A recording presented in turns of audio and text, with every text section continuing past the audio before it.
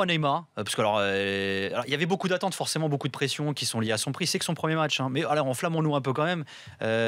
Premier match à l'extérieur, c'est pas forcément évident. Alors certains avaient des doutes sur son état de forme, c'était pas le cas. On rappelle qu'il a quand même fait la prépa avec le Barça, et moi il avait expliqué qu'il avait 90 minutes dans les jambes, et ça c'est vu. Voilà, un but, une passe D. Et alors franchement, le truc était hyper, presque inquiétant même, mais c'est qu'il s'est baladé quoi. Ça là-dessus c'était. Non, mais il est d'une facilité. On l'a pas découvert ce soir non plus, Non. mais il est insolent de facilité, de qualité technique, de vitesse d'exécution. Bref, il est au-dessus.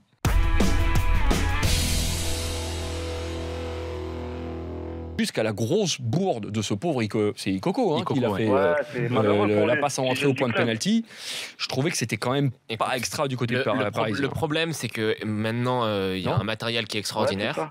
Et je pense qu'il va falloir qu'Emery mette en place un vrai système qui permette d'intégrer tous les talents qu'il a. Je pense à Pastore notamment, qui a été exclu du jeu et dont tu as besoin, parce que quand là où je te rejoins, c'est que jusqu'au but un peu gag que Paris marque, enfin que Guingamp se met, au niveau de l'animation offensive, il n'y a pas grand chose. C'est très brouillon et ça tient juste sur le talent, la supériorité individuelle de Cavani, de Neymar, de Di Maria, des joueurs parisiens. Mais en termes de construction, il n'y a rien. Le jeu était totalement déséquilibré sur le côté gauche, alors que oui, que Neymar joue dans l'axe, que Kurzawa ne soit pas monté. Effectivement, c'est un fait, mais du côté gauche, il était inoffensif. Si tu mets pas le problème, c'est que là, quand tu joues dans ce genre d'équipe, est-ce que tu as besoin de mettre 3 milieux de terrain défensifs ?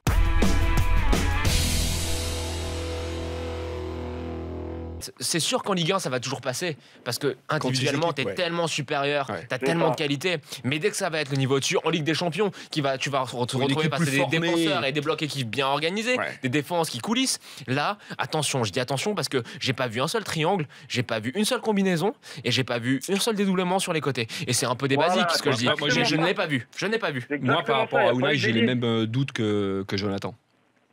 Sur la capacité, à un moment donné, sur moyen terme, voire long terme, à gérer ce vestiaire-là. Parce que la liberté que prend Neymar dans le jeu ce soir, je l'ai trouvé un tout petit peu, handicapant.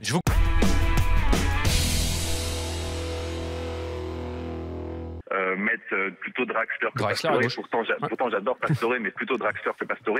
Comme ça, les deux peuvent alterner, un sur le côté gauche et un dans l'axe. Et à chaque fois, Pastore peut jouer aussi sur un côté, Antoine, tu sais. Oui, mais je pense que c'est un peu de la confiture au cochon, mais il peut le faire. Je suis un peu comme Antoine, moi je préfère le voir dans l'axe aussi. Bah bien sûr, mais... Vas-y Antoine, pardon. Draxler peut jouer aussi dans son rôle de 10, donc comme ça avec Neymar et Draxler qui peuvent inverser tous les deux et chacun redescendre l'un après l'autre pour faire la transition aussi avec le milieu de terrain et amener cette balle, parce qu'on voit que Neymar, il aime bien malgré tout redescendre, toucher le ballon, essayer d'ouvrir un peu devant. Sur la passe de Cavani, on voit qu'il redescend et qu'il ouvre aussi le jeu comme ça, donc ça peut être intéressant d'avoir un joueur offensif en plus et que lui justement ait cette liberté de pouvoir se déplacer un peu plus sur le terrain, parce que c'est malgré tout, on a beau dire, ce sera quand même lui le point, l'élément déclencheur cette saison pour les actions offensives. Ouais. Bien sûr, c'est un collectif, mais lui, il va amener, et c'est ça qu'on attend aussi justement de sa part, c'est ce petit plus. C'est l'étincelle. Le système. En fait, ce qu'on soulève tous, c'est que du point de vue du système, il va falloir qu'Emery maintenant les pose un peu sur la table et se sort de ce confort-là du 4-3-3.